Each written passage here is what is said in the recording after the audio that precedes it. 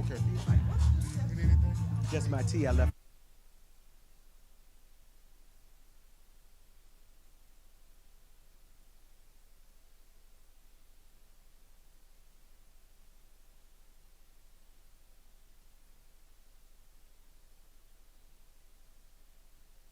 Hey, good evening, good evening, good evening, good evening. Come on, put your hands together for those of you all who are in the building and for those of you all who may be online. Welcome to Midweek Empowerment. We are excited about what God is doing and what we are assembled here for on tonight.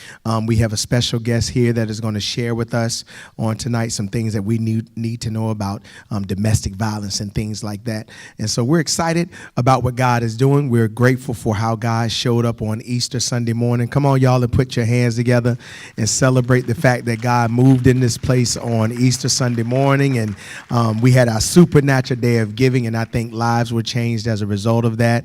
And so we are just incredibly excited about where God is taking us. Listen, if you're in the building tonight, you can also give on tonight. In fact, y'all, if you did not give supernaturally on Sunday, you can continue to give throughout the rest of the year. It doesn't matter. We want to make sure that we meet our goal so that we can do the things that God has called us to do here at the Mount Virginia Beach. As y'all can see, we are still working with the same microphones that we've had since the Mount Light, which was probably about 6 or 7 years ago. And so it is time to upgrade our sound system. Once we've got in our new building, it's time to upgrade certain things. And so Q and I were talking about some things that we need to do in terms of sound on the stage and what we need to do for our singers and all that kind of stuff. And y'all, it takes all of this new technology to make that happen. So the next voice you all are going to hear will be that of my beautiful wife of 33 years that I met at Indian Lakes Elementary School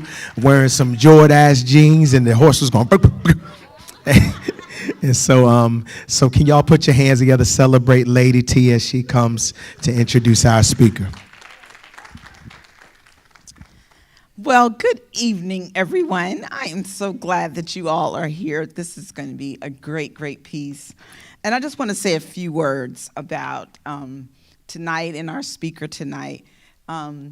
We, of course, are going to hear from Miss Courtney Pierce. And let me tell you, I was telling some of the ladies here at the Mount at Virginia Beach what great experience I had when I went to the Samaritan House. Really did not have a clue what the Samaritan House really did. Just thought maybe they just did some donating things or gave some things away.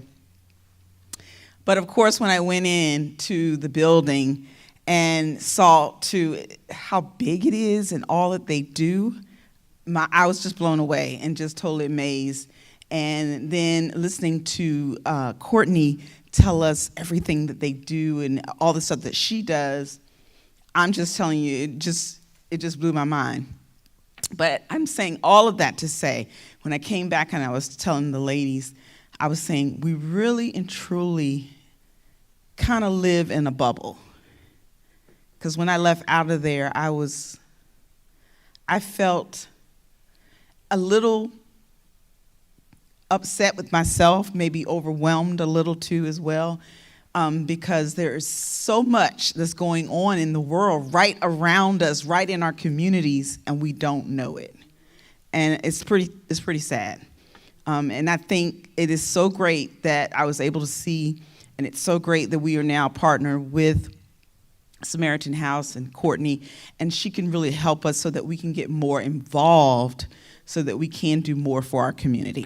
So it's going to be a great piece. So after this video, the next voice that you will hear will be that of Mrs. Courtney Pierce. Thank you. Courtney Pierce is a graduate of Tidewater Community College and Regent University. She is currently completing a master's in social work at Western New Mexico University with a graduate certificate in rural communities with the emphasis in restorative and transformative justice. Over the past decade, she has worked with survivors of violence. Courtney served a 2-year term on the Public Policy Committee for the state of Virginia through the Virginia Action Alliance. She is currently the Anti-Trafficking Outreach and Director Service Coordinator and the chair of the Black African American Advisory Committee at the Samaritan House. Courtney is also a Faculty Institute member for the Virginia Sexual and Domestic Violence Action Alliance.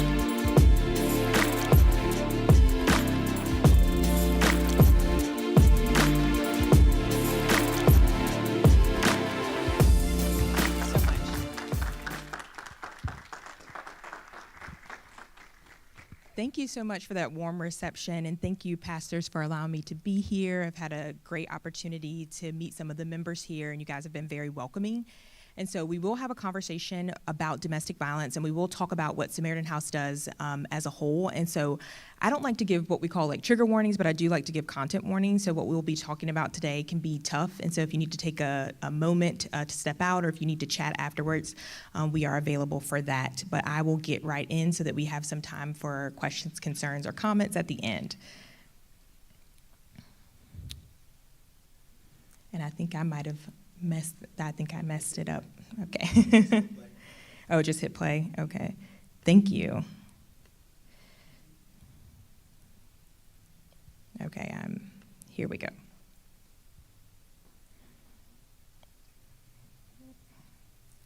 So I'm new to my Mac in this arena, so excuse me. Okay, perfect. Mm-hmm. Yeah, we'll start here. Okay, so I work in our anti-trafficking department, but I also chair a Black and African American Advisory Committee. So Samaritan House started actually as a parachurch ministry almost 40 years ago.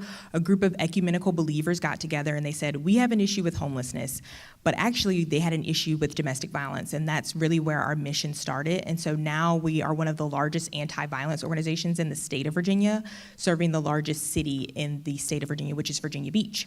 And so for us, we have 14 undisclosed shelters, and so we have a scattered site model with our shelters. And so they are located in the city of Virginia Beach, probably around 15 miles from our office, which is on Southern Boulevard in Virginia Beach. And so that way we're able to serve as many families as possible.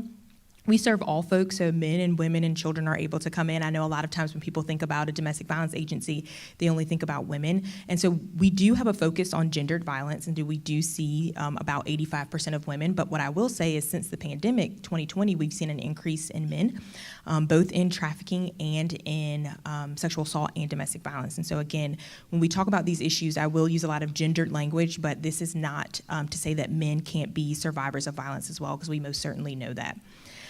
So why is it important to talk about domestic violence in the church, right? So why are we bringing these two responses together? Right, and so and we'll go a little bit deeper into that, but I love this work of Molly Castillo because it shows, different folks working together from different backgrounds. And so for us, we understand that God is wanting us to have a life free from violence. And I know when we look at the Old Testament, we see a lot of violence, and there's some, scriptural implications around what that looks like. But in the New Testament, we see Jesus coming humble and kind, with truth and power, but humble and kind. And so we believe that violence is not a part of his plan for us, and so it's our job to do the work. One of my favorite quotes is from a pastor. His name is John Faison Sr., and he says that it is God's will that systems be subverted, but it's our work. So we've got to get busy doing the work of the Lord here. It's his will that systems be turned upside down and be subverted, but it is our work. And so that's important to look at. So how do we define domestic violence, really? Because this is the crux of what we're looking at. And so when we define domestic violence, it's very, very simple. It's as a pattern of abusive behaviors that one person uses in a relationship to maintain power and control over another person. And you see in this definition that it's not gendered, right? So we say a pattern of abusive behaviors that one person uses to maintain power and control. So pattern, power, and control. Those are the three words that really sort of define what domestic violence looks like as a whole. Now, you have an umbrella term. So domestic violence is an umbrella term, and you have family violence. So that would be maybe two brothers harming each other or two cousins harming each other. And then you have what we call intimate partner violence, right? That's when two people that are intimately involved are engaged in violence. And so domestic violence is the umbrella term, but family violence and then intimate partner violence goes under there. So we kind of use those words interchangeably in the field. We'll say domestic violence or intimate partner violence, but they are technically different. So this is a power and control wheel, and in the field of social work, I don't know what it is, but we just love circles and wheels. And so when you see this is really the crux of the work that we're doing. So in the 1980s, this became very popular, and this is called the Duluth model. And so this came actually from survivors. So survivors were coming and going into agencies or having conversations, and these same things kept coming up over and over and over again. And so we'll look at them sort of one by one. So using economic abuse. I like to start here because this one is the that people don't think about. I don't know if anyone saw the Netflix special called Made. So that actually did a great job of looking at what domestic violence looks like. So this young woman who's a survivor of violence, she is going with her child and they go to get gas and she has $12 in her bank account. So they go and get $5 worth of gas. And then the daughter goes, Mom, I really want, a little piece of candy. So they get her a piece of candy and that's $1. She has $4 to work on for the rest of the week. And so the economic abuse is seen most certainly. And I'll give you examples of what we've seen from program participants that I've worked with and my coworkers I've worked with. We had one lady whose husband was a dentist. He gave her a $25 allowance. And so when we had the conversation around, what does affordable housing look like? Do you have a plan to move forward if you're choosing to leave the person that's harming you? And then that came out and we were like, well, it's gonna be hard to do anything with $25, right? And so you'll also hear me use restorative language. I'm a restorative justice advocate. So there's nothing technically wrong with using words like abuser or victim. I just choose to use terms like the person who chooses to harm, because then that puts accountability back on the person that chooses to harm or the person that's been harmed, and so that's important. Again, examples, not letting someone have access to their family income, preventing someone from getting or keeping a job. We see that a lot. Making someone ask for money. Now, how couples or intimate partners divide their money is their business, but the division should be equitable and equal.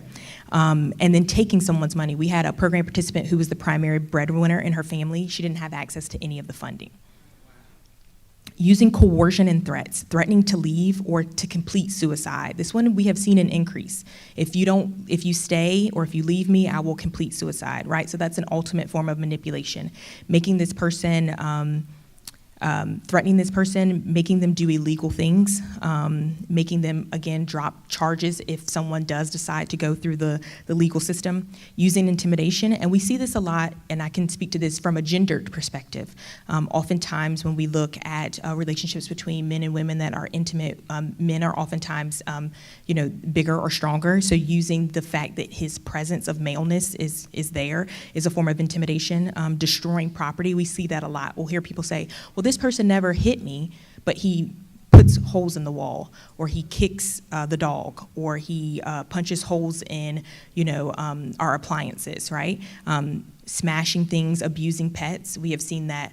So maybe about 4 or 5 years ago, we received a grant from a program called Red Rover. And so one of our shelters actually is outfitted with a state-of-the-art kennel so that people can bring their dogs in there with them, because oftentimes for people who are pet owners, it's very difficult to leave their animals.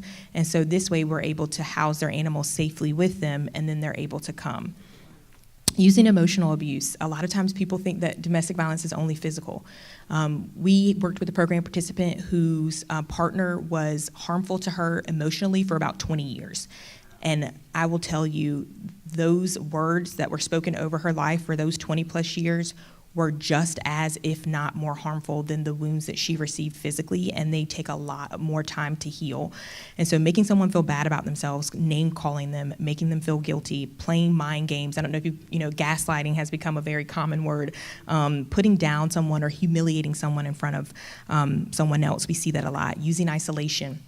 A lot of the times our program participants will want to reach out to people, but they've been so isolated that they don't have any friends or family to reach out. So controlling what this person does, where they go, who they see, what they read, limiting outside interactions. And we see that a lot with employment as well. Not allowing, again, someone to have a job or to volunteer or be able to be out in the community, because you know that once that person's out in the community, there's an opportunity that you might be exposed and you will be held accountable for your actions. Minimizing, denying, and blaming. We see this often, and we see this constantly. I remember we had a program participant that was a trafficking survivor. She also has a long, extensive history with domestic violence and sexual assault. She has been abused by basically every person that she's ever known since she was 2 years old. And we had a conversation, and she mentioned that the person who was trafficking her at the time was the best person that she ever met. And people found that hard to wrap their mind around, and I said, well, let's look at her life. Her entire life has been fraught with harm and violence. And so if her trafficker is the best person she's ever met, that would behoove us as community members to find out what has been going on and where was her community. So making light of the abuse, shifting responsibility. Again, we're going back to that language of accountability. I will say here in America, we do blame and shame really well, but accountability, not so much. And then also making this person feel like they caused it. Well, if you wouldn't do this, then I wouldn't do this. And we all know that as adults, we're responsible for our own actions. And if there is something that occurs where there's even, if there was a non-intent to harm and there was harm done, there's again, a still place for us to take accountability for our actions. And then using children. I worked with a program participant. I remember this distinctly because it had been a divorce for about 6 years, and she had been with Samaritan House for a very long time, so I inherited her as a program participant. Her husband was in the military, and there was a violent assault that happened in the bathroom, and her husband opened the door so that the child could see, so that the mom would not maybe cry or would try to minimize the pain that she was going in because that was the use of their child. So negotiation when it comes to custody is a big thing that we see within the court as well. We've had folks that have had protective orders and their children have been in school, and then the person who they have a protective order out on will come to the school to try to take their child. And here in the state of Virginia, until there's custody set, there is no custody. So when someone says, my husband took my child, I'll say, no, he's fathering your child unless there's something in place. And so there is some things from a legal standpoint that would be helpful to look at and to navigate through that. And I'm a former victim advocate, so we used to do applying for protective orders in the court system, applying for custody, and walking and navigating people through the court system. Who knows how to get a protective order until you need to know how to get one, right? So it's not something that we teach. And so a victim advocate is there to really navigate folks through the legal system and what that looks like. Again, we talked about that gendered piece, using male privilege. Being able to define distinctive roles with rigidity and without any sort of fluid movement, making all of the decisions, treating your wife or your girlfriend or partner in that sense as a servant. So we see a lot of this, and we see a lot of ideas around what a relationship should look like, and it's not equitable and it's not equal. And I know people are coming from different theological backgrounds. Me and my friends love to have like theological debates about egalitarian versus complementarian. And so, wherever you land, again, those are secondary issues when it comes to theological discussions. But I make sure that, people are around me, me, I want you to be in an equitable and equal relationship. And if I found out that that's not happening, then we're going to have a conversation. And so, we always talk about what's bad, right? But what does a healthy relationship look like, right? So this is the equality wheel. So we're looking at non-threatening behavior. We're looking at non-threatening behavior. So someone who makes you feel safe and makes you feel comfortable. Respect is a big one. I know that there was a huge book by Dr. Emerson that said, men need respect and women need love. We all need love and we all need respect, right? And so listening non-judgmentally, being emotionally available and affirming, trust and support, that one is really big. Honesty and accountability. I'll pause here because this one is really important. Accepting responsibility for yourself and acknowledging when you have misbehaved or done something wrong or said something wrong, again, whether the intent was there to harm or not, it's really, really important to take accountability for that. A lot of the times when I'll talk to my friends that are couples and they're really gracious in letting me, speak into their marriages and their lives, I'll say, are you using your I statements? And they'll say, oh yeah, what's that? I said, when you are having a discussion with someone, you use your I statement. So when this happened, I felt, not when this happened, you made me, right? So something just as simple as an I statement to really reframe the conversation around what that looks like. I'm huge on accountability because it's such a core principle of restorative and transformative justice. We have to take accountability, and then we can, once we take accountability, then our community welcomes us back in, right? We have a big thing about cancel culture, and I don't think that people can be canceled. I think that God cancels people. We don't cancel people because he created people. But we do hold people accountable, and then we engraft them back into our community once there's been a proven pattern of behavioral change. Responsible parenting. I love to say this. I'm Auntie Coco. So when I take your child, I'm babysitting. When the dad takes the child, he's parenting. They're like, my husband's babysitting. I'm like, no, he's not. He's parenting, right? He's parenting your child. And when mom takes the baby, she's parenting, right? You guys are the parents, so we don't, dad doesn't babysit, dad parents. and mom parents, right? Shared responsibility, mutual agreement on the distribution of whatever that looks like. Again, every household is going to be different. And so if you have a household where, the woman does the majority of the cooking, maybe you pick up the cleaning. Where, she does the vacuuming, maybe you do the laundry, right? There has to be equity in a relationship, right? And making those family decisions together. Economic partnership, again, can't tell folks how to, do what to do with their money, but it's very important that if you're in an intimate relationship, you're in a marriage, it's important that your finances are shared equally, that everyone has access to the finances, and that everyone knows what the finances look like. I have been in program participants when we have gone and maybe tried to get money out of the bank, out of her account, there's nothing there. Where we try to maybe apply for an apartment and her credit score is $200 because he's run her credit score down. And so again, that economic piece is so, so important, because what can you do without money living in a capitalistic society, right? Little to nothing. And so negotiation and fairness, seeking mutual satisfaction, resolving conflict, accepting change, and being willing to compromise. No intimate relationship, you're going to get everything that you want, right? But you have to be willing to compromise. And when I say compromise, I mean compromise in a way that's healthy and equitable, not compromising your safety or your care or anything in that manner. Research. So again, we're having a conversation around Black folks and what this looks like. So during the lifetime, 40% of African American women experience physical violence inflicted on by their partners. African American survivors in the U.S. are killed by their intimate partners twice the rate. It's actually 2.5 times, right? So I usually lead with that when we have conversations. So when I go out and I have conversations about domestic violence in the Black and African American community, first, I usually start with this, that Black men are not inherently more violent than anyone else. And if you see on your brochures, one of the things that we did when we put those inserts in, I made sure that we had a conversation about Black love being about respect and equitable kindness towards one another. So we're coming from a strengths-based perspective, right? I know plenty of Black couples and marriages, and their marriages are beautiful and there's no violence in there. So we're not going to pretend that all Black people are violent.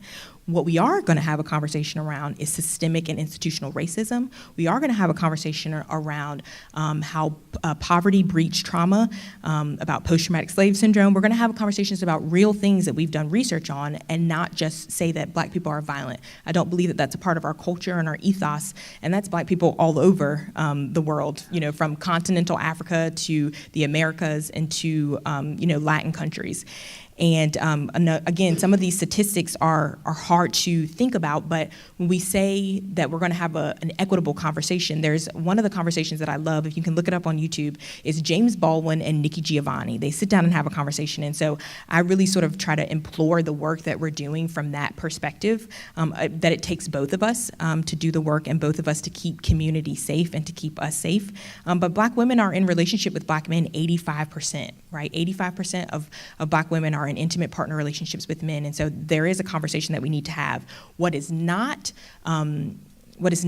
plausible for us is to not have the conversation, right? We just can't not have the conversation, and so it's really important to do that. And I'm a firm believer in you can have any conversation if you do it respectfully, and so it's an opportunity for us to have a respectful conversation, but it's also an opportunity for us to have the conversation.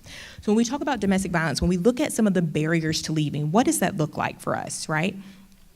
So for Black women in particular, there's an intersectionality between racism and sexism, right? We talked about that finance piece, right? And so if I'm doing the same job as a white man, how come I'm not making the same amount of income, right? And what does that look like? And do I have access to those positions? Stereotypes and misinformation around that. When there's abuse that occurs in African American survivors, we're less likely to be believed. I do want to pause and tell a small story.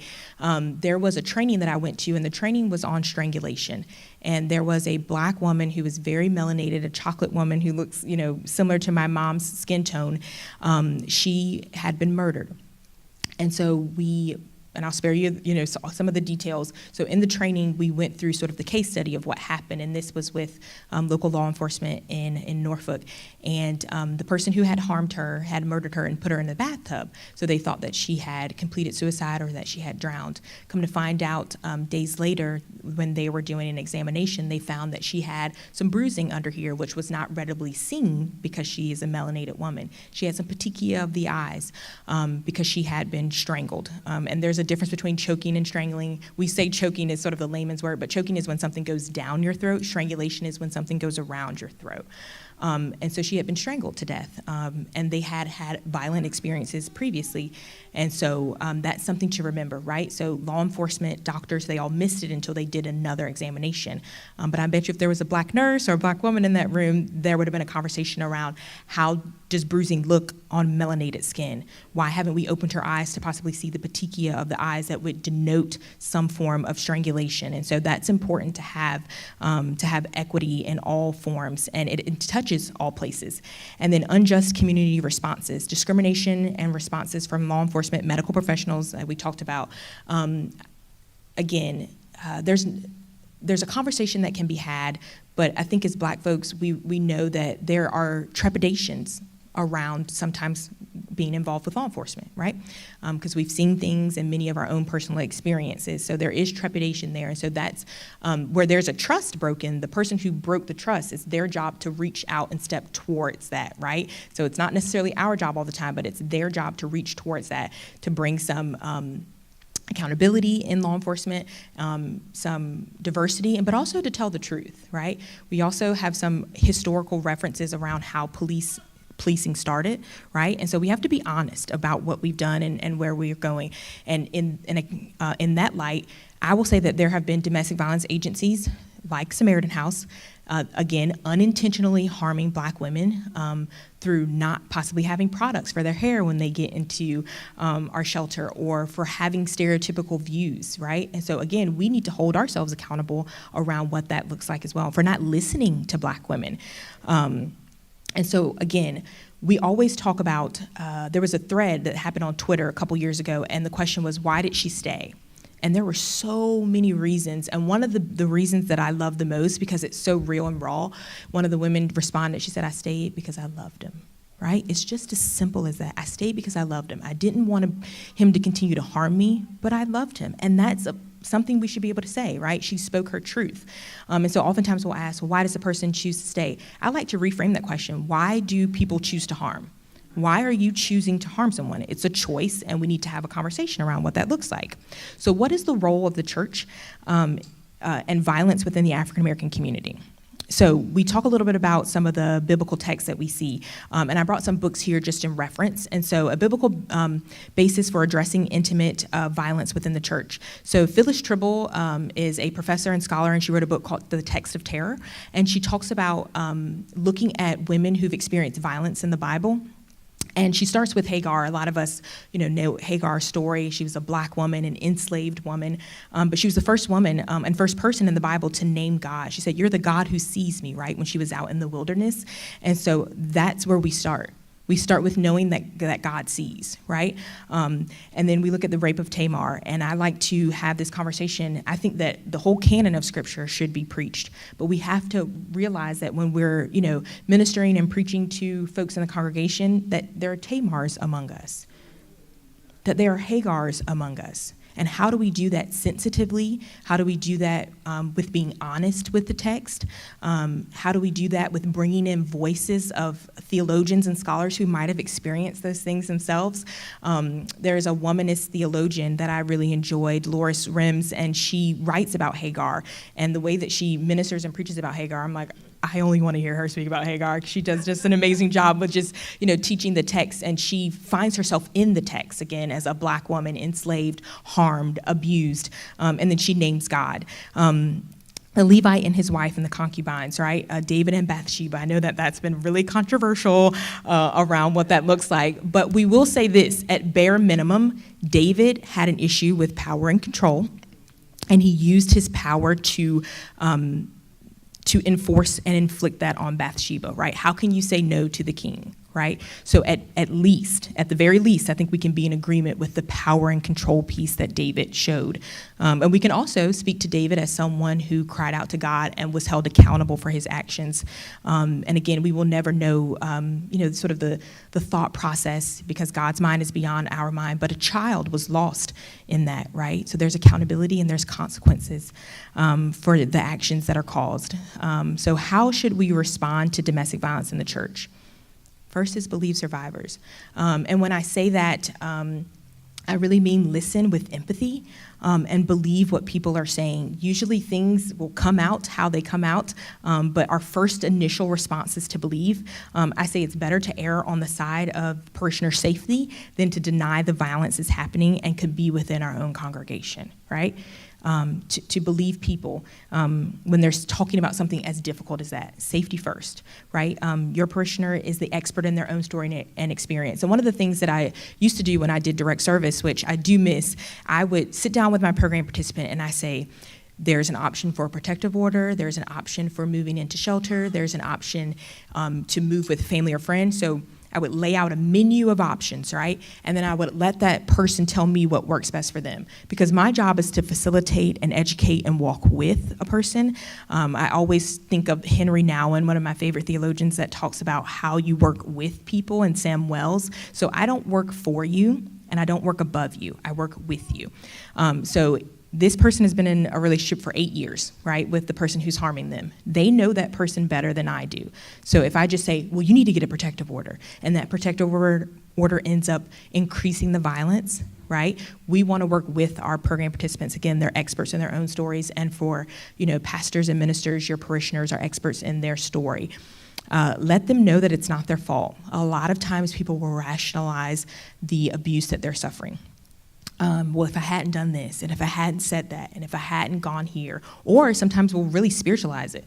Well, if you would have listened to when prophet such and such came, or if you would have read this scripture when such and, right? We're putting the onus on them as opposed to putting the onus on the person who chose to harm.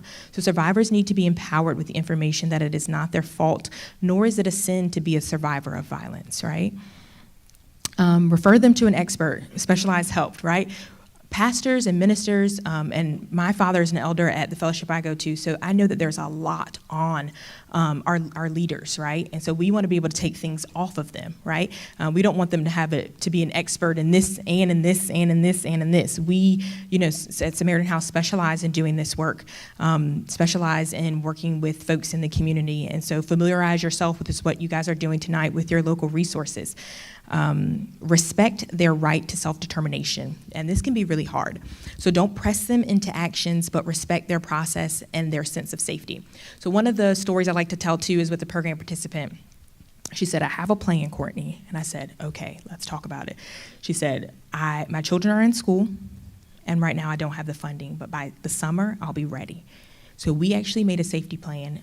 The person who was harming her also had a substance use issue, so his substance of choice was alcohol. So when he would drink, she would be able to try to find herself, maybe I will go stay with mom tonight, or maybe we'll just stay in the room, children, and play quietly. So there was a lot of sort of tiptoeing around. She wasn't ready to leave, and so I didn't push her to, but we made a plan, right, the safety plan. We documented things, and we had things prepared, and when the summer came, that was her time to leave. And so that when she left, which is oftentimes the most dangerous time to leave, and why? Because the person that has power and control over you is seemingly losing that, right? And so oftentimes we will safety plan extensively with program participants when it is time to leave, because we know that that's the most dangerous time. So let the congregation know that it's okay to talk about abuse. It's okay to talk about all forms of abuse. Again, so when we read the scriptures and we preach the scriptures from the pulpit, we're going to end up talking about abuse, right? We see abuse, all types of abuse. Within the scriptures, particularly within the Old Testament. And so you're sending the message that it's okay to discuss what's happening without being shamed or without someone not believing you, right? So again, we want to preach the entire canon of the scriptures, but we want to do so by knowing that there are people who are experiencing that harm in our congregations. Assure the survivor of God's love and help them build a spiritual support and community. A lot of times we'll say, well, God doesn't love me because how could this be happening? As Hagar said, she named God. She said, you're the one who sees. A lot of times we don't feel that. We say, well, God, how do you see what's going on? I know that was one of the things I said during 2020 when there was all this racial uprising. I said, do you see us down here? Do you see at all? And that wasn't, I didn't get an audible answer from the Lord, but, I called up some friends and I was like, I really need some prayer and, just trying to get refocused, especially during the pandemic. It was really heartbreaking. I think just the inundation of violence that I saw on TV and then the violence that I had, witnessed at my job. And so, but the answer is yes, he does. God does see, and he loves us. But again, as Pastor Faison would say, it's our work to do, right? So we've got to also share the love of Christ, not just with one another, but with people in our communities, and let them know that God does love them, and this is not a punishment for something that they have done, but it's a time to be held accountable for the person who's harming. Regarding how to help those, let them know that when they're ready, you're ready, right? So we safety planned for 6 months. And when she was ready, I was ready.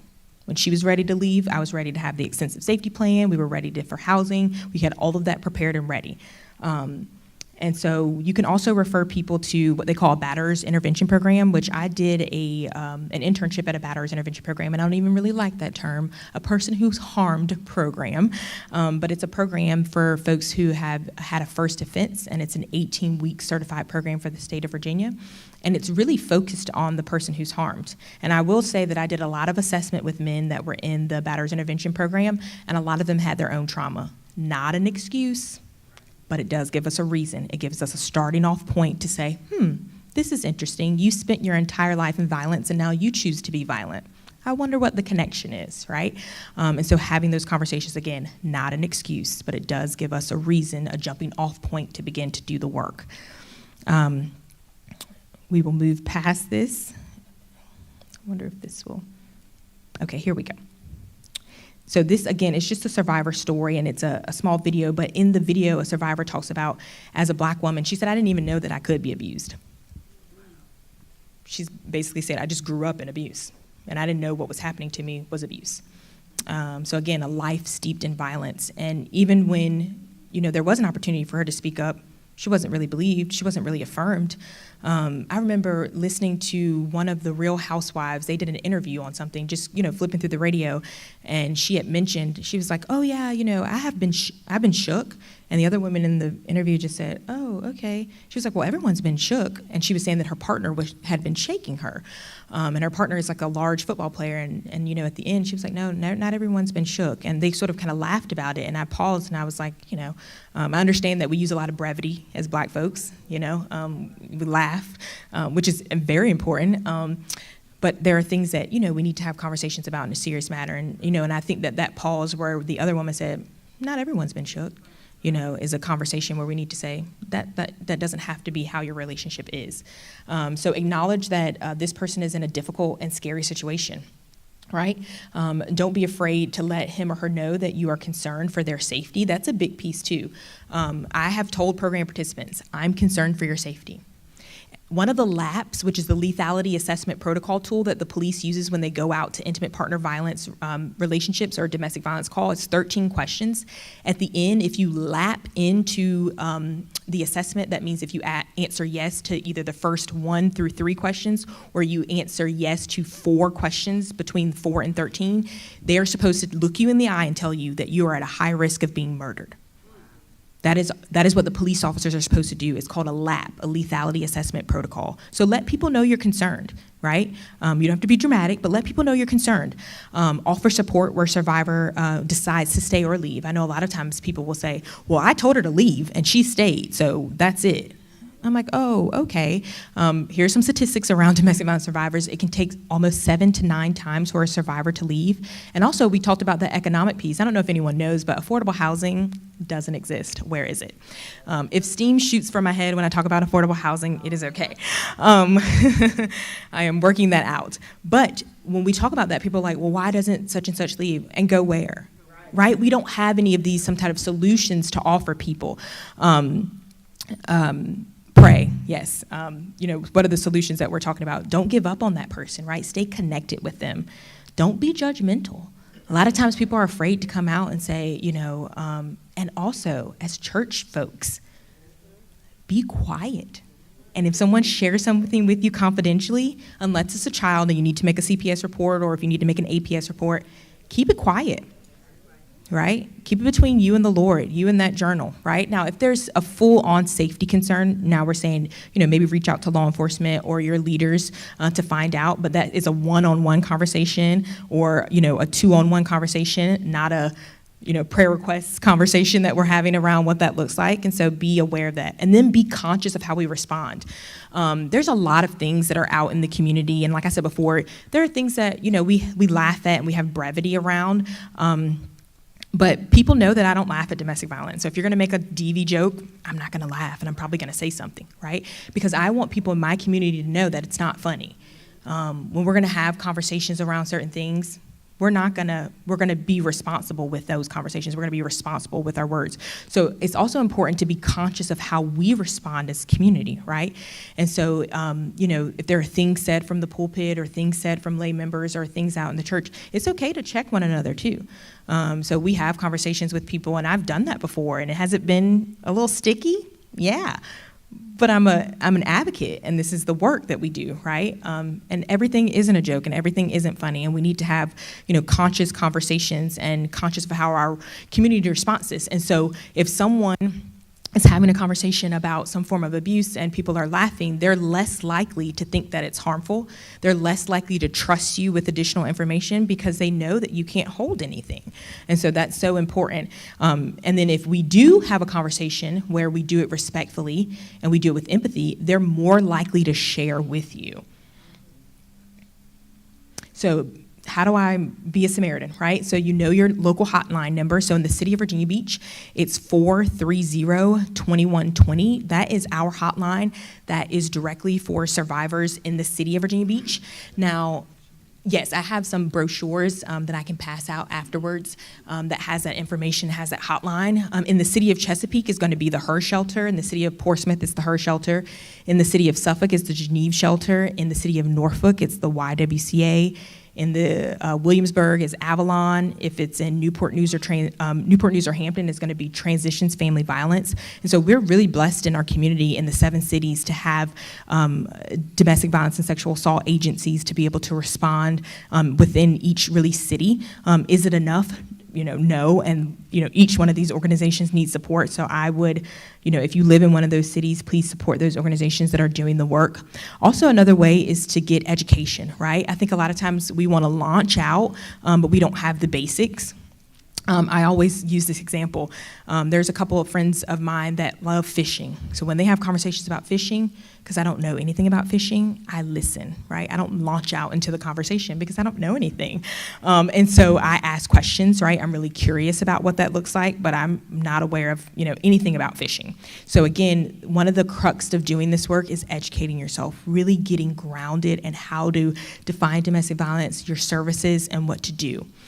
Emphasize, again, the trained advocates at Samaritan House or whatever organization that I just listed off that can do individualized safety plans, that can provide resources for legal options. Now, again, oftentimes you will hear me say the legal system. You won't hear me say the justice system, and that's just, again, personally where I stand as a restorative and transformative justice advocate.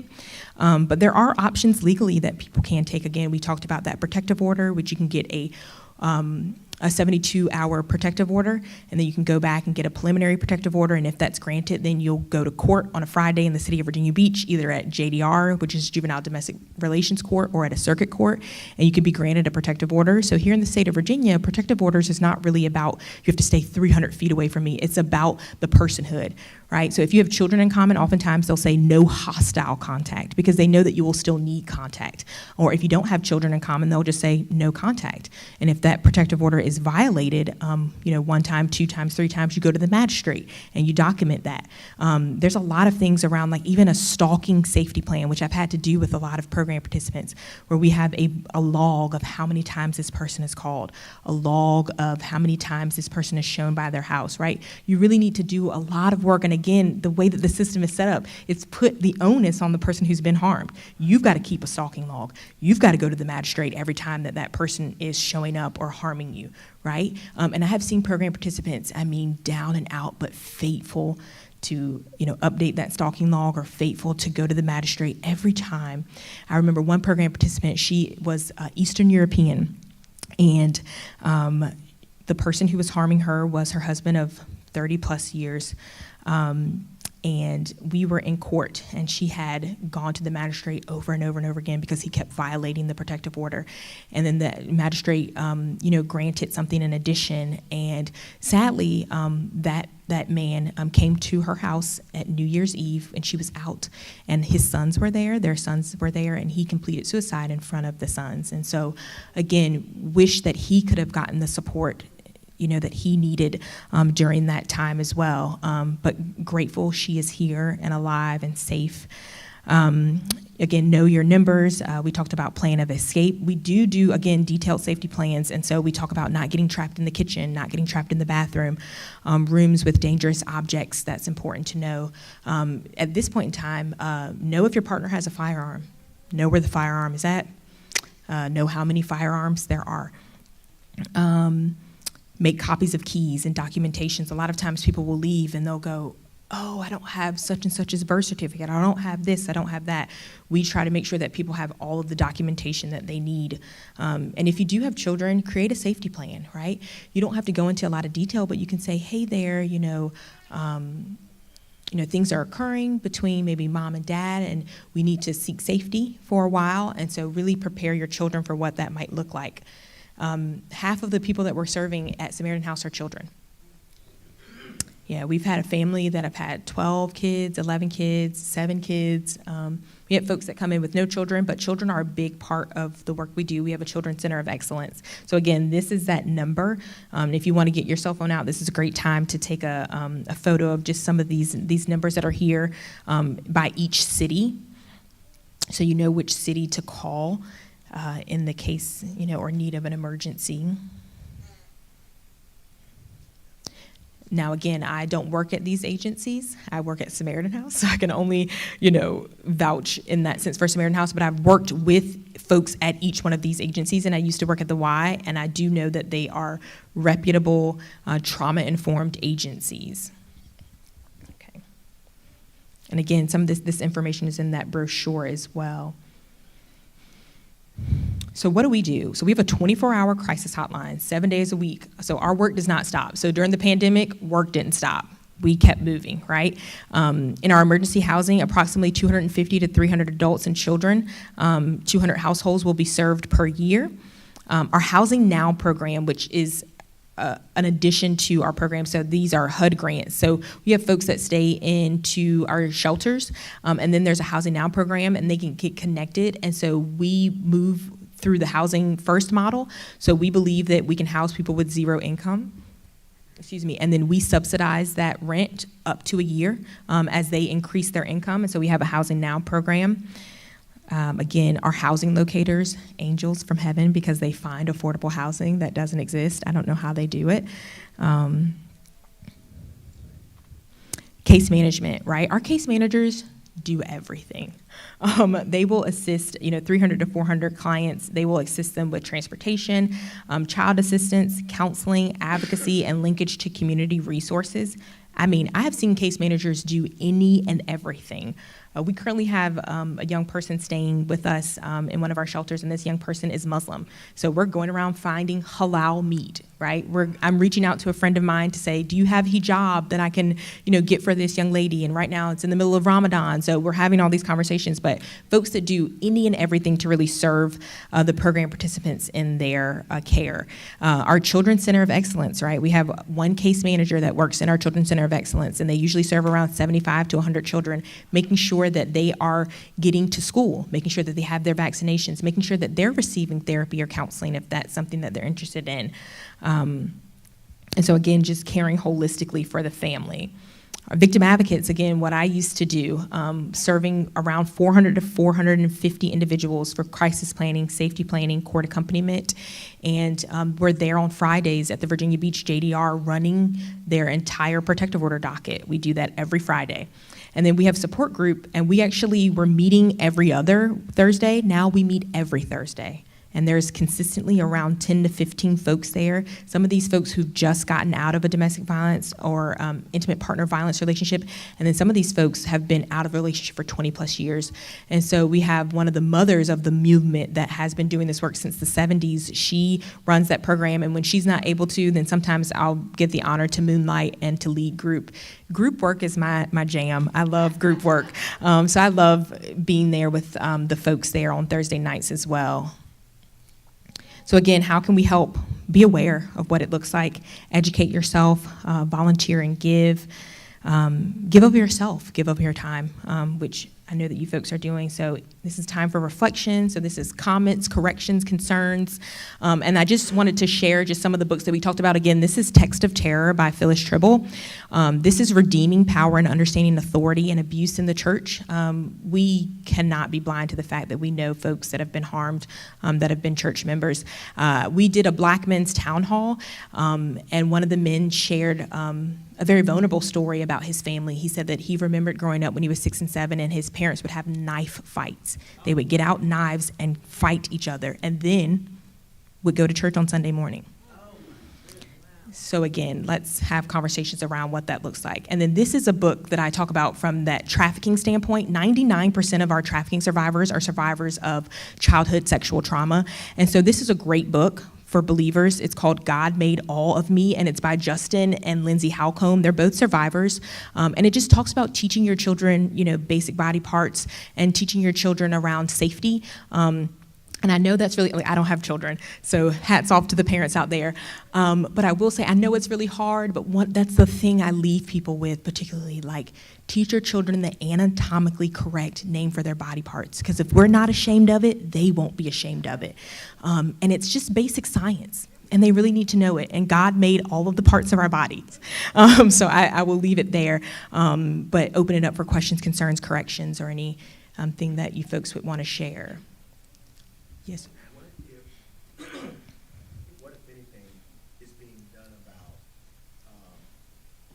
protective orders and that kind of thing? Because you see a lot of people who've had protective orders, but the perpetrator still ends up either harming them or killing them. Yes. And again, I think I can be very candid and honest here. A protective order is a piece of paper. Right. So this is how I talk about protective orders. Now, if the person that you're getting the protective order against has something to lose, now a protective order is not a criminal piece, it's a civil piece of paper. So if this person doesn't want to be known as someone who has a protective order, because you can look those up in the dockets, they have to also relinquish their firearms if they have a protective order. And so also oftentimes protective orders are served at jobs.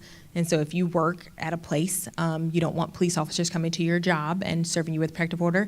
So I usually will talk to program participants to say, is the person that harming you, is this going to be something that quells them, or is this something that riles them up? And I go by what they say, and I say, okay, well, let's look at additional things. And then on the piece right now where we're at in this, domestic violence space, for the last 30 years, people have been screaming about prevention work. Now there's just funding coming down. So again, having conversations about healthy and whole relationships. So many of the program participants that I work with, they said, if I had heard this when I was 17 or 16, because a lot of times people think it's too early. Statistics show that domestic violence relationships or intimate partner violence relationships can start as young as 11. There has been an increase in teen dating violence. There's been a couple of high school experiences where there has been a boyfriend and girlfriend, and I use that term loosely. I don't think children in high school should be dating. That's just my own personal opinion. Need to be focused on your studies. And so one of the pieces of that was there were fights that broke out. And a lot of times, you will see same-gendered fights, girls fighting girls, boys fighting boys.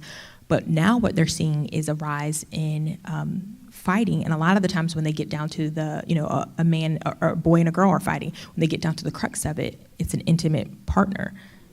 Meaning that they're in a relationship and they're fighting at school. So this is a school fight, but it's also an intimate partner fight. So that's a conversation to have with our youth. We can never start, too young, especially. A lot of times people are like, I'll talk to them when they're 16. I'm like, you're 5 years too late. We really need to have conversations about what does a whole and healthy relationship look like, right? And it's a beautiful thing to be modeled for children as well. But yes, we are wanting to hit that prevention piece, that intervention piece, but then also just be really candid around what a protective order actually is. Right, and I'm, excuse me. No, you're fine. I mean, I'm hoping, and I'm hoping if there will be some legislation that will come down that will make that will make it harder for the perpetrator. Mm-hmm. In other words, you'll have a woman say, "This man is going to kill me." Yes. He has said it. He keeps showing up to my job. They have the protective order, but they can't arrest him unless he does something. Absolutely, and that's because the system. Oftentimes it's too late. You are right, Pastor. And that's because our system is reactionary. And a lot of the work I do is reactionary, right? We have 14 shelters and we wait for someone to be harmed so they can come into shelter, right? And so in our education department, what we're trying to do is do that prevention work and getting into the schools to have conversations. People that are on school boards, let us into the schools. I got a contact from Virginia Beach School and she wanted me to come in to do a couple of sessions on healthy dating for teens. And this is like an independent living class. I wasn't going to talk about anything except just like healthy dating. And I'm sure that, one of the children went home and shared it with their parents. Their parents got a whiff of it and was like, shut it down. So again, having conversations around what that looks like for our children and for our youth, but really having conversations that is modeled, in our homes and in the relationships that folks see. And you never know, if you're a married couple in the church, it might not be your child that witnesses, your relationship that's whole and healthy, but it might be another child that witnesses. And they say, even maybe my mom, is a single mom, or my dad is a single dad, or my parents' relationship isn't like that. But I do see that this is a healthy relationship. This is something I can strive for. And we need to talk to men and boys around stepping fully into their humanity, because all of the emotions that we allow men and boys to have is lust and rage. So when I'm lusting and I don't get what I want, I get enraged, right? We need to allow men and boys to step fully into their humanity. We need to engage them in all of their senses. We need to engage them as full human beings. And that's the issue. The CDC just reported that all prevention and intervention work around domestic and intimate partner violence should be focused on boys and men. There's a great program called Amend Together, and I'll send this to you guys, and it is a faith-based track. So there's a Judeo-Christian faith-based track that talks to men and boys around what that looks like. We need to be having conversations with our men and boys around, what it is, and allowing them to feel fully. And a lot of times I'll ask, a young man, how do you feel? Fine. Good. Yeah. Great. Got one word, right? And that's because a lot of times they haven't been given access or the language to have those discussions. And I know for us in, Black and African American communities, there's a hypersexualization of our boys and men. Many people think that our men and our boys are hyper aggressive, and many men and boys are adultified. So the 16-year-old, now all of a sudden he's 22. I'm like, he's 16, he's a boy, right? And so that is what we're fighting on the outside, and we want to make sure that there's a safe space for our men and boys to have those conversations around what that looks like. So there's a great program called Amend Together, and when I moonlight in my free time, I work with Dr. Stephanie Howard, who's a professor at Norfolk State, and we just presented at the National Association for Black Social Workers, and our presentation and our work is really centered around engaging men as allies in the fight. And so we're currently just got a grant project that was funded. So we will be working with barbers for a 6-week pilot program around intimate partner violence, right? And so the work of men and boys is near and dear to my heart. I have a great relationship with my dad, and I think to think about people thinking of him other than this incredible man, people thinking that he's enraged or violent or having these stereotypical views of him is really harmful. And so this work around engaging boys and men is near and dear to my heart, and having boys and men step into their full humanity, and me just like as a sister cheering them on with other men that can mentor them. But we have to have conversations with our boys and men. They deserve to have more emotions than lust and rage. Courtney, thank you for all of the Yes. knowledge and the wealth of knowledge that you have and bringing that here to our church. Thank you so much. We really need this kind of conversation, because the reality is there are so many people that come to church that deal with these kind of things, but are too afraid to talk about those things, embarrassed to talk about those things. And then the church is really limited in the amount of help that they can give a person. I can just go back to this one particular story, and you hit it on the head that, we're supposed to teach those things, preach those things from the pulpit. And I recall a young lady who was in a domestic violence relationship. And at the time, we were able to talk her through it, get her to leave this guy. She ended up getting a new apartment. Her and her daughter moved across the water. They were in a safe environment. Everything was going well. Got divorced. Everything went well. She ends up getting in another abusive relationship, and this guy kills her and her daughter. So it's one of those things where it's heartbreaking, and you do your best to make sure that the people around you are safe. But time and time again, it happens. And again, our resources are limited in the things that we can do. So hats off to Samaritan House and people like you who do the work that you do. Incredible agency. Yes, thank you. Yeah.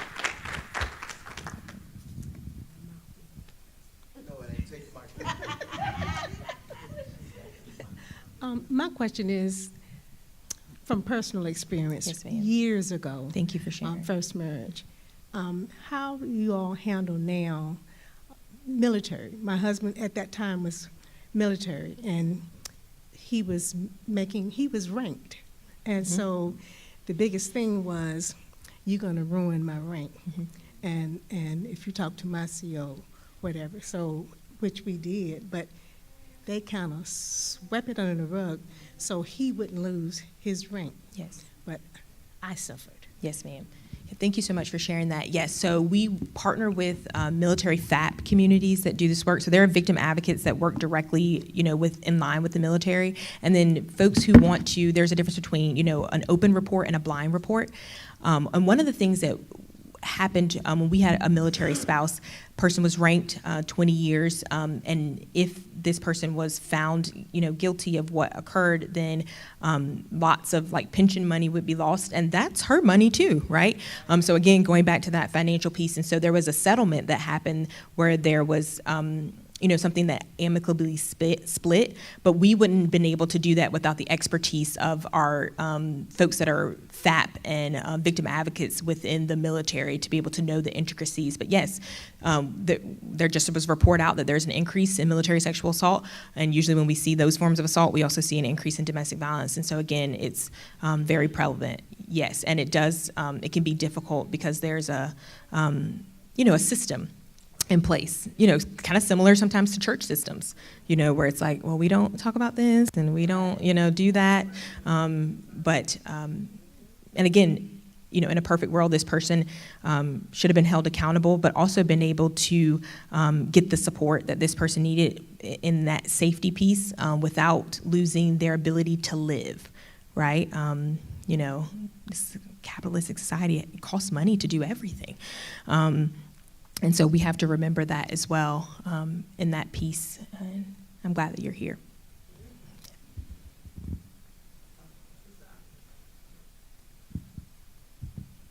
Courtney, we as social workers, we're bound by a code of ethics. Yes. Now, what if a scenario may happen here at the church regarding individual may have been abused for a long time, and that pastor has shared, and sometimes folks, they don't want you to know what's going on behind closed doors, and he preached on how they wear that mask. What if someone came to us, or especially pastor, first lady, with a suicide ideation? I just can't take it anymore, whatever the case, but I'm just tired of it, blah, blah, blah, blah, blah. I know we need to have that in place here, the duty to report, let them know duty to inform and duty to warn, and also document so we can cover ourselves as well in case anything should have happened. Well, the leadership here at blah, blah, blah, blah, blah, we went through the steps of blah, blah, blah, blah, blah, and that way.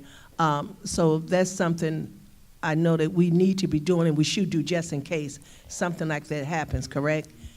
Yes. And then keep it under lock and key, the files, which I probably know they know. But because a lot of people don't know that or aware, and like you said, education is key. You bring a great point, and I'm in a practicum right now. My supervisor is a licensed clinical social worker, and he goes to church with like 5 other licensed clinical social workers. And there was a lady that came to their church maybe about a month or 2 ago who had suicidal ideations, and so pastor called the licensed clinical social workers, up there, and so they were able to, put that Band-Aid out there. But because they're all together in a church membership, they had to refer that person out, but they were able to stabilize that person, through crisis care. And I believe their church, made notes around what that looks like. So you can't do therapy with your church members, but you can refer them out. And therapy is amazing. I'm sorry. Is that the same as, because years ago, before COVID, I had a student, and they couldn't find a license.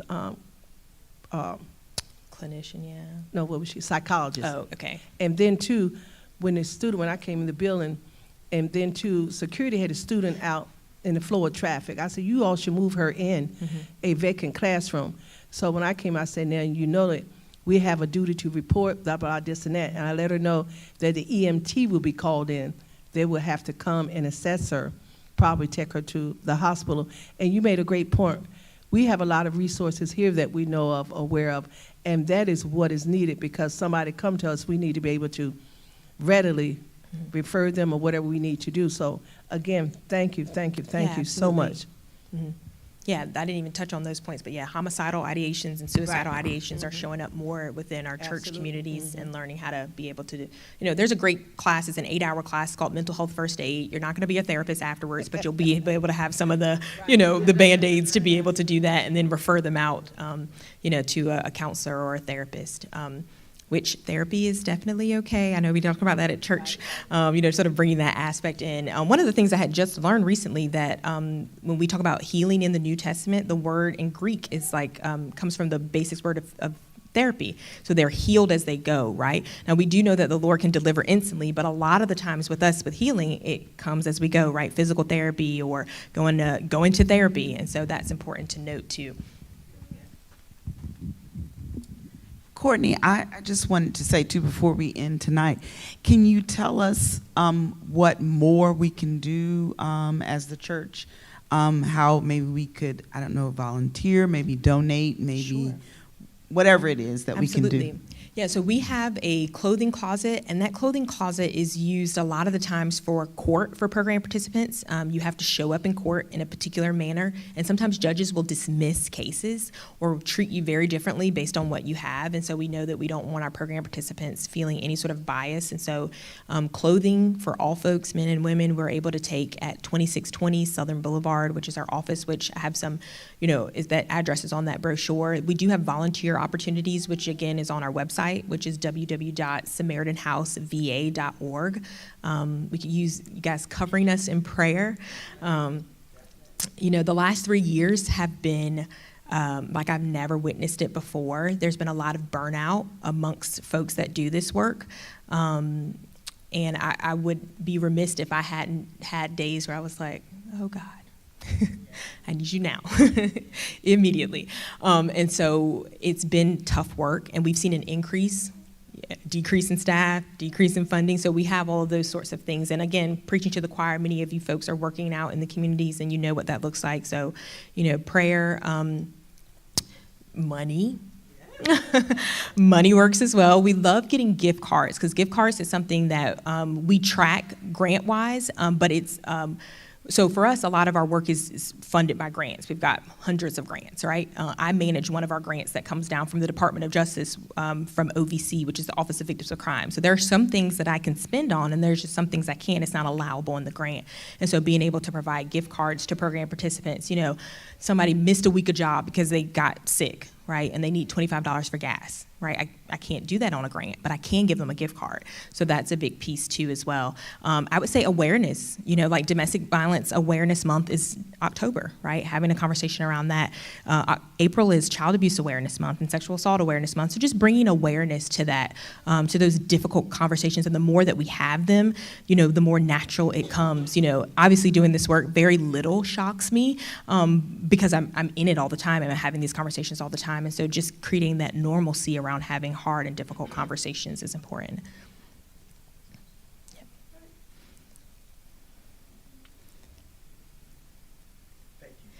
Yes, absolutely. Thank you again. Courtney, come on, y'all, put your hands together for Courtney. And I do want to share, with the Mount Global Fellowship of Churches, you all do know that we did have a PsyD on staff. And so we made many calls to her in regards to people who have come into our offices and said that they were going to hurt themselves, felt like they were suicidal and those kind of things. And Dr. Ote Stacy Scott was able to talk us through those processes. And so we do understand that we have to report those kind of things. And I can't let anybody leave my office who has just told me that they are going to hurt themselves. And so we have made phone calls and have had people taken to the hospital as a result of those kind of conversations. So it is prevalent. It happens often, more than you all know, and we've had to deal with those things. In fact, it has happened more recently than you all know as well. So again, Courtney, we thank you for your work, and we will be calling you again. Because I was hoping the crowd would be a lot larger tonight, but we are going to make sure that we have adequate people here for the next time so that everyone can get this information because it's so necessary. And when it comes to domestic violence, that's something that we deal with often in our office. Marriage counseling, I tell you, is crazy, for lack of a better term. One of the things that we can do in introduction around, prevention and intervention, I know Prepare and Enrich is a great pre-engagement sort of counseling, but I think that's a great question to ask. I will ask my friends, they start dating someone new. I'm like, okay, has there ever been, did you ask this person, have they ever physically harmed someone? They're like, Courtney, I can't ask that. I'm like, yes, you can. And so I think that that's important when you have an engagement session to just ask, have you guys ever been involved in a physical altercation? And it doesn't mean that you can't get married, but it is something that we need to have a conversation around. And I think without giving that prompt, they might not feel safe to do that. So thank you for bringing that up, Pastor. Yes, ma'am. Because I have a daughter. I have a daughter who is 23 years old, who dates, who has dated, who was in a volatile relationship, who the boy threatened her. It was taken care of. The situation was taken care of. So that problem, to the point where the college had to be locked down. That's how crazy it got. But her new boyfriend, I didn't get a chance to meet this crazy dude. But her new boyfriend, I have several weapons. And you said not to make a joke about it, but I put all of my guns on the table. And I had him to hold my ammunition bag. And I told him, I said, man, if my daughter get a hangnail with you, I will kill you. Right. And I'm saying it jokingly. But one of the things that baffles me about domestic violence is I wonder sometimes, how can a woman be battered by her husband or boyfriend when she has family? She's got uncles. She's possibly got brothers. I couldn't imagine nobody putting their hand on my sisters without me and my brother having to intervene. It's just not going to happen. So, right. I say often, I tell people, I will make you a sprinkler.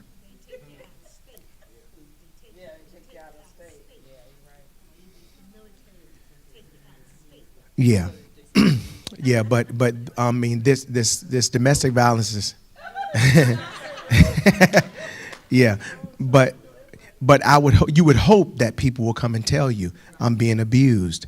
But just like she said, they'll, because of love, their eyes are just like, I just love this person and I don't want them hurt. I don't want nobody to do anything to them. In fact, they'll call the police. The police gets there and they say, do you want to press charges? No. Because they love them so much. So it is a phenomenon that is just so difficult to deal with, because it's like, man, I want you to be safe, but then how can you help a person to be safe when all they want to do is be with the person? So it's very difficult. So, yes.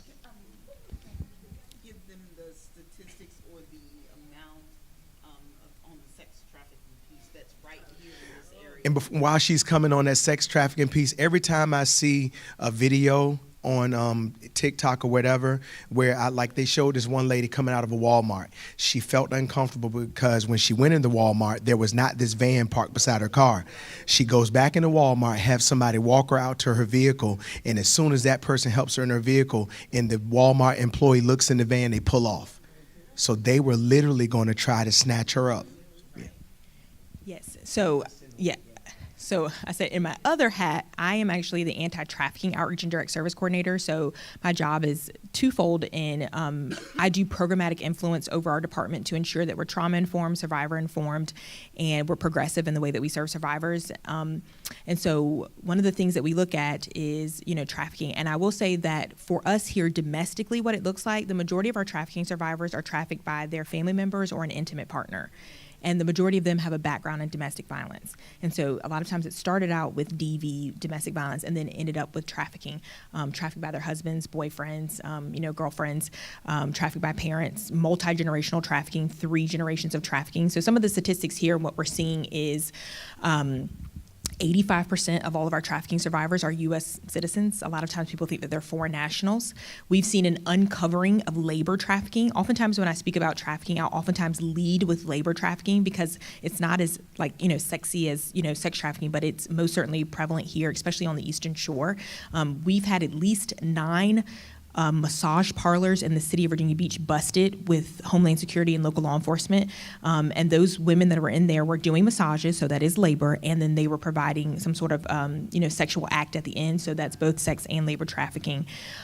We are seeing, for Black women, so Black people make up 13% of the nation. We're making up about 40% of the trafficking population. So it's 4 times the population that we see. And that is actually what the numbers bode out at Samaritan House. We have served probably right around 203 or 4 program participants since the inception of the program, which is in 2017. And the numbers bode out that, well, we see, a lot of African American and Black women in our program and service provision. A lot of times people think that it's young. So we've seen folks as young as 13, but all the way up to 61. We had an elder from Kenya that was a domestic servitude survivor. Our main ages that we see is 18 to 24, which is we call it that disconnected youth age. But we have actually seen an increase in our 25 to 45. People that have been in relationships for a very long time that have been trafficked, mainly hitting in 2020, where their partner has been unequitable to them and violent to them in the past, but 2020 is when the crux of the finance piece hit. So we heard a lot about if you just do this form of, sex work, or if you do this so we can pay the rent. And a lot of times people will think that trafficking is just in exchange for money. It's not. It's in exchange for any good or service. So we had landlords asking if people could provide sexual acts for them so they could stay there because they couldn't afford to pay their rent. And so again, in exchange for any good or service. And again, it looks very much like the sexual assault. It's usually someone you know. So having conversations around what that looks like. NCMEC, which is the National Association for Missing Children and Exploited Children, has listed Hampton Roads as the #1 place for missing children. Now, I will say, missing children doesn't automatically mean trafficked, but a lot of the times it means some form of harm. And a lot of our children are ending up, sadly to say, when they are kidnapped, passing away, perishing. And so that's something to be aware of as well. But yeah, NCMEC has us on their list. And sexual exploitation is different than trafficking. Sexual exploitation would be, for example, child pornography. And trafficking would be, for example, someone being forced into doing a sex act in exchange for a good or service. And January is Anti-Trafficking Awareness Month, and so I do a Trafficking 101 conversation. I do that a lot within faith-based communities and churches because it is very prevalent here, and a lot of our program participants go to churches. That's one of the first things that they'll ask. Is there a place of faith that you know that I can go in, or a church that I can go to? So you'd be surprised who's sitting amongst you. Wow, y'all. I'm just amazed at the knowledge that this young lady has, and you just never know all the things that are going on around us, right? And so I tell everybody, I always hit Gabby up, hey, just be aware of your surroundings. Watch where you're going. Make sure that you're not in some type of abusive relationship with this guy. You love him so much that he can entice you or talk you into doing any kind of thing for him. So just make sure you just stay aware. And again, we want to have you back. And can you help us to get this calendar that you have with all the awareness months? Because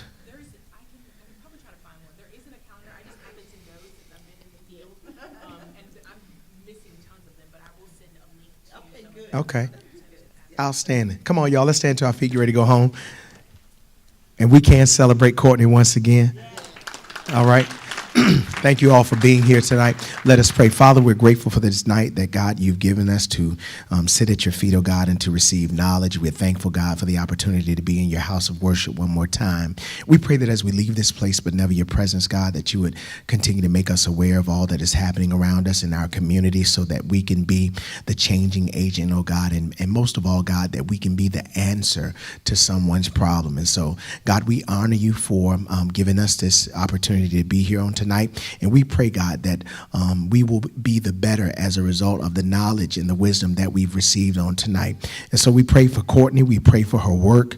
We pray for the Samaritan house. We pray, God, that you would give them strength, that you would give them all that they need, oh God, to continue to carry out the work, oh God, so that lives will be changed. And now we ask, God, that you would keep us as only you can. And we're going to be careful to give your name the praise, honor, and the glory, for you are truly worthy. And now with all hands raised in the air, now unto him who is able to keep us from falling, to present us faultless before his presence with exceeding joy. To the only wise God, our Savior, be glory, majesty, dominion, and power, both now, henceforth, and forevermore. I call you blessed in the city. I call you blessed in the field. I call you blessed when you come. I call you blessed when you go. In Jesus' name, amen.